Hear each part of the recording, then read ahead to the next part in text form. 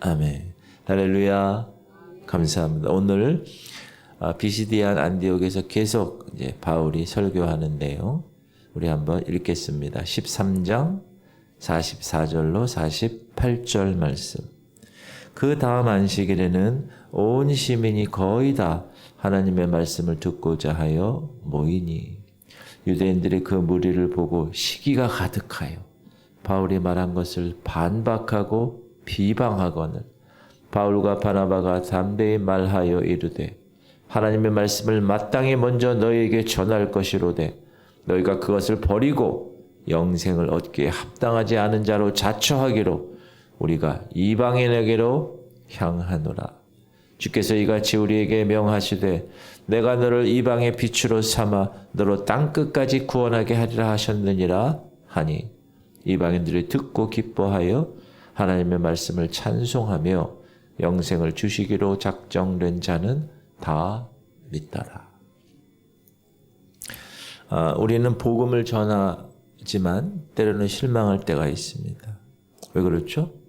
그것은 내가 복음을 전했는데 열매가 따르지 않기 때문에 그래요. 근데 오늘 말씀을 보니까 영생을 주시기로 작정된 자만 그 복음을 받아들이는구나. 그래서 영생에 이르는구나. 라는 사실을 알 수 있어요. 그래서 여러분 복음 전할 때 일단 성령의 뜻에 의해서 복음을 전하세요. 그런데 그 복음을 받아들이는 사람이 받아들이지 않는다. 그러면 그냥 내버려 두세요. 언젠가는 하나님이 이루실 것이지만 오늘 말씀처럼 끝까지 복음을 거절하는 사람도 있기 때문에 실망할 필요가 없다. 오늘 본문에 지금까지 계속해서 비시디안 안디옥이라는 곳에서 바나바와 바울이 복음을 전하고 있죠. 회당에서 복음을 전하고 있습니다. 제가 말씀드렸지만 이제 회당에 이렇게 모여서 그들만의 모임을 갖고 예배를 드리면 외부에서 온 유대인 랍비가 있으면 이렇게 초청을 해요. 회당장에 잠깐 오셔서 말씀을 전하시죠. 바울이 이제 어디 갈 때마다 회당을 가서 그렇게 말씀을 전하는데 복음을 전하는 거예요. 복음. 그래서 그렇게 복음을 전하니까 사람들이 막 변하는 거죠. 유대인들이 회당에 모인. 그러니까 그 다음 안식일 날에도 복음을 좀 전해달라고. 그래서 이번에 일주일이 지난 안식일에 보니까 온 그 비시디안 안디옥의 성에 있는 모든 사람들 거의 다가 왔다. 그리고 하나님의 복음을 듣고 변화되기 시작했다. 그런데 여기서 문제가 생긴 거예요. 유대인들이 보니까 시기가 나는 거예요. 그래서 바울의 일행을 핍박하기 시작합니다. 그들은 그럼 왜 시기를 했을까? 여러 이유가 있었을 거예요.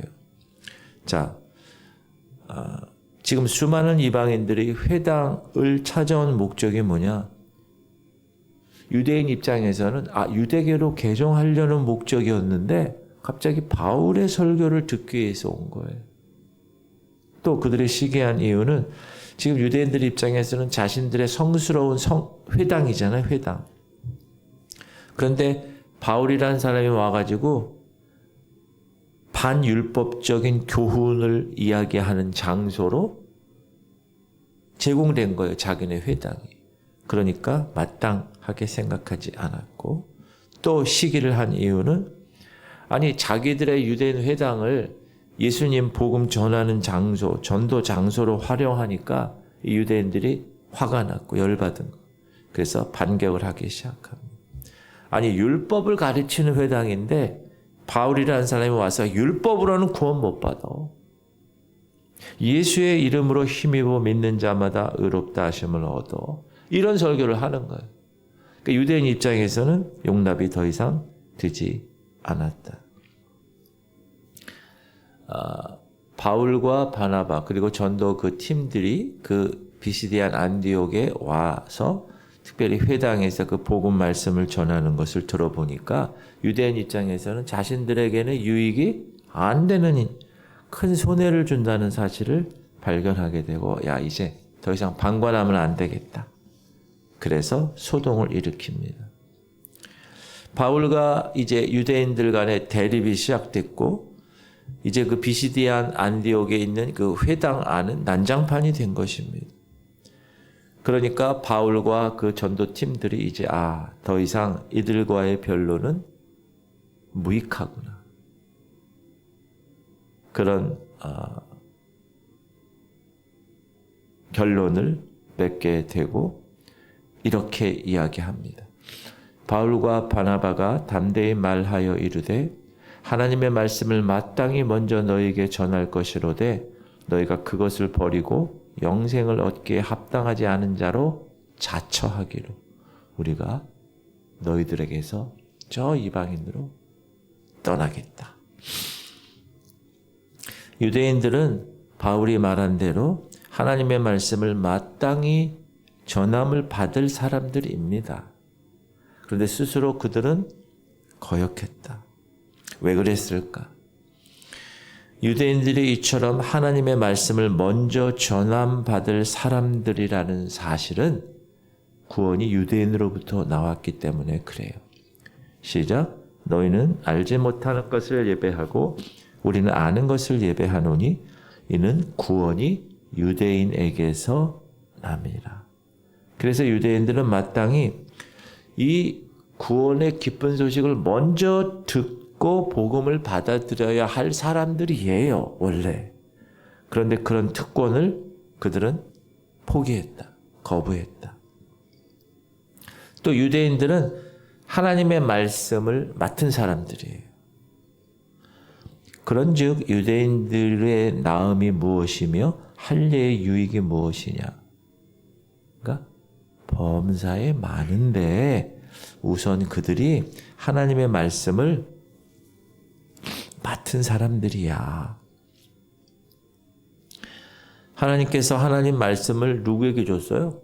유대인에게 줬잖아요. 이스라엘에게. 그렇죠? 모세도 유대인이고 모세가 이끄는 시내산에서 받은 모든 율법도 다 유대인에게 주신 겁니다. 그래서 그들은 말씀을 맡은 민족들이에요. 그래서 그 말씀 오늘날까지 간수하고 있어요. 자랑하고 있죠. 그 토라, 두루마리 그거. 그러나 그러면서도 그 말씀의 생명이 되는 그 말씀에서 이야기하는 메시아에 관해서 예수님에 관해서는 거역하고 거부했다. 원래 메시아에 대한 약속은 유대인에게 주신 언약입니다. 근데 그들 스스로 유대인 스스로 그 언약을 어떻게 했어요? 스스로 거역했어요. 메시아를 십자가에 매달아 죽이기까지 했어요. 그러니까 바울이 보니 이러한 사실을 깨닫지 못하는 유대인들에게 그 특권을 지들이 버리고 지들 스스로가 영생 얻음에 합당하지 않은 자로 자처하는 것을 보고 책망한 거예요. 그래서 이제 바울이 유대인에게서 떠나죠. 이방인들에게로 떠납니다. 아예 공식적으로 나는 그래서 이방인들에게 간다. 그렇게 이야기를 했어요. 그렇게 이야기하니까 이방인들 입장에서 오히려 기쁜 거예요. 아이고 우리에게로 오는구나. 그러면서 영생을 주시기로 작정된 자는 다 믿더라. 여기서 영생이란 말은 영원한 생명, 하나님의 생명이죠. 이 생명은 부활의 생명으로 영원한 생명을 의미하는데 예수를 믿는 자에게는 그 믿는 믿음을 통해서 그가 자유의지를 가지고 예수 그리스도 그분이 메시아이고 그분이 구세주이라는 것을 주님이라는 것을 그 믿음을 통해서 하나님이 그 하나님의 의를 계좌를 넣어주는 거예요. 그 사람 믿는 자에게. 지금 우리는 부활체는 아니죠. 그러나 부활의 생명은 이 안에 있는 거예요. 이제 언제 부활체를 받는 거예요? 주님 오시는. 주님 다시 오실 때 그날 우리는 부활체로 돼요. 누구처럼? 예수님처럼. 그거 믿으세요? 내가 진실로 진실로 너에게 이르노니 내 말을 듣고 또 나 보내신 이를 뭐 하는 자? 믿는 자. 믿는 게 중요해요. 영생을 얻었고 심판에 이르지 않으니 사망에서 생명으로 옮겼느니. 이미 완료야, 완료. 이미 영생을 얻었고 심판에 이르지 아니하나니 사망에서 생명을 옮겼다. 영생의 대상자는 그리스도 안에서 창세 전에 이미 하나님에 의해서 택함 받은 자들을 의미합니다. 근데 여러분이 여기서 장로교, 우리나라는 장로교가 많아요. 교회 보면 다 장로교 간판이 많아. 근데 장로교에서 그러니까 주장하는 교리가 있어요. 그게 뭐냐 하면 정해져 있다는 거예요. 구원받을 사람은 정해져 있다. 지금 요 말씀을 가지고 그렇게 해석을 하는 거예요. 제가 어제 주일 오후에 입다의 딸 얘기했잖아요. 성경은 어떻게 해석하느냐가 너무나 중요한 거예요. 입다의 딸은 인신제사로 입다가 서원한 것처럼 인신제사로 하나님께 드려지지 않았어요. 그냥 산채로 산에 처녀로 그냥 있는 거예요. 그러니까 그런 해석을 우리가 어떻게 해야 되느냐. 지금 그런 해석들이 몇 개 있어요. 지금 여기도 있고 에베소서 1장에도 있고. 근데 그거를 정해져 있다는 구원받은 사람. 아무리 전도해도 저 사람은 구원받지 못할 사람이야. 그러면 못 받아. 근데 전도 하나도 안 했는데 그 사람은 구원받을 사람이야. 구원받은. 그건 잘못된 거예요. 예정론 소위. 아니 누구든지 주 예수를 믿으라 그리하면 너와 내 집이. 그렇죠? 하나님 세상을 이처럼 사랑하사 독생자를 주셨으니 누구든지 저를 믿는 자마다. 정확하게 여러분 아셔야 돼요. 그 사람이 정해져 있는 게 아니라 그 사람이 복음을 듣고 자기의 자유의지를 통해서 믿음으로 선택한 사람만 영생을 얻는 거예요. 그거를 하나님은 미리 아시는 거예요. 저 사람이 자기의 자유의지를 가지고 복음을 받아들일 거라는 걸 하나님이 미리 아심을 통해. 그러니까 성경 구절 두 군데를 이 장로교에서 해석을 잘 못해서 그래요. 그러니까 정확한 교리가 중요합니다. 저는 성결교 목사고요. 예정론이 아니야. 이런 말이 안 되지 않아요? 그죠? 정해져 있으면 뭐 누가 예수 믿어? 난 정해진 사람이야 원래. 그건 뭐 캐세라세라 놀다가 그냥 말이 안 돼. 그 사람이 구원을 선택할 것이냐 안 할 것이냐를 하나님이 미리 아시는 거예요. 미리 아신다는 개념이지 정해놓으신 개념이 아니다. 그래서 바울은 어떤 존재죠? 주님의 이름과 그 복음을 이방인들과 임금들과 이스라엘 자손들 앞에서 전하기 위해 택한 예수 그리스도의 그릇이라고 그렇게 말씀하셨어요.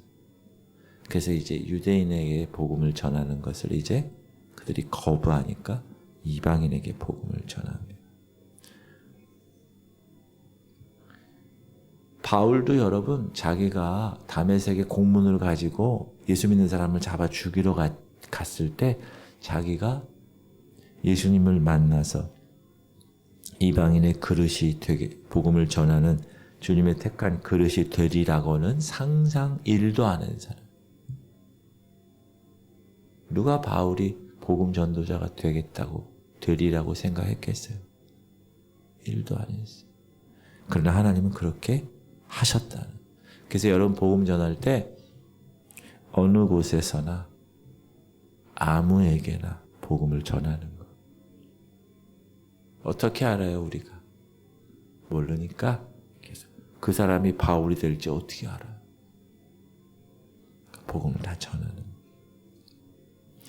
하나님은 그의 택하신 자들을 반드시 부르시고 그 부르심에 합당한 삶을 믿음을 통하여 선택한 사람들, 그 사람들에게 영원한 생명을 주시는 분이십니다.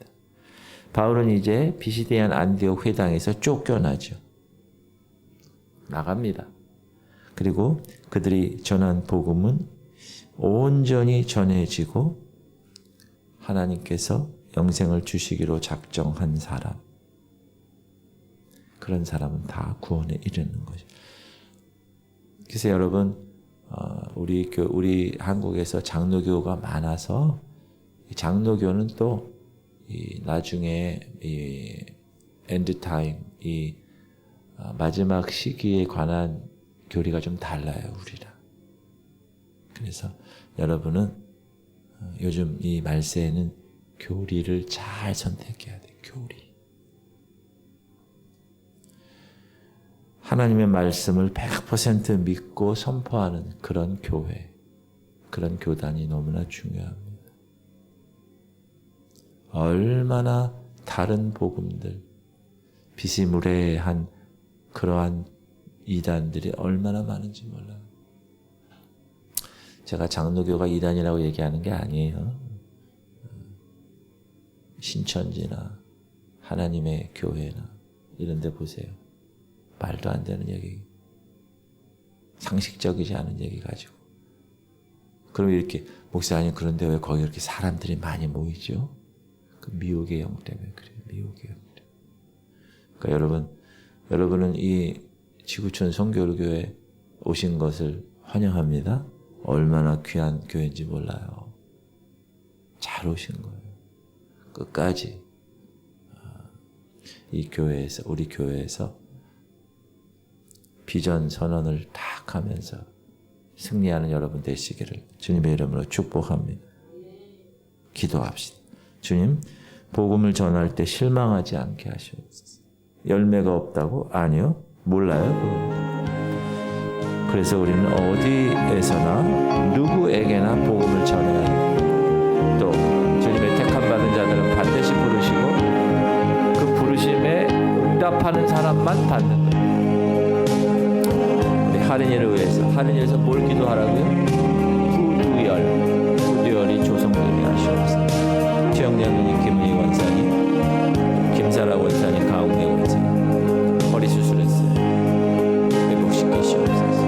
김원정 원사님 어제 나오셔서 너무 감사합니다. 계속 입맛이 돋게 하시고 영양이 공급되게. 김승현 성도, 민우가 혈액암으로 인해서 많이 고통을 당하고 열이 자꾸 나요. 열이 난다는 거는 계속 이 몸이 거부하는 거거든요. 그러니까 문제가 있습니다. 하나님, 오늘도 민우를 깨끗하게 주께서 치유하시옵소서. 김명상 집사님 어제 오셔가지고 참 감사해요. 계속 기도해 주세요. 미얀마를 위해서 기도해 주세요. 우리 주님 이름 부르고 통성으로 기도하겠습니다. 주여 할렐루야. 하나님 감사합니다.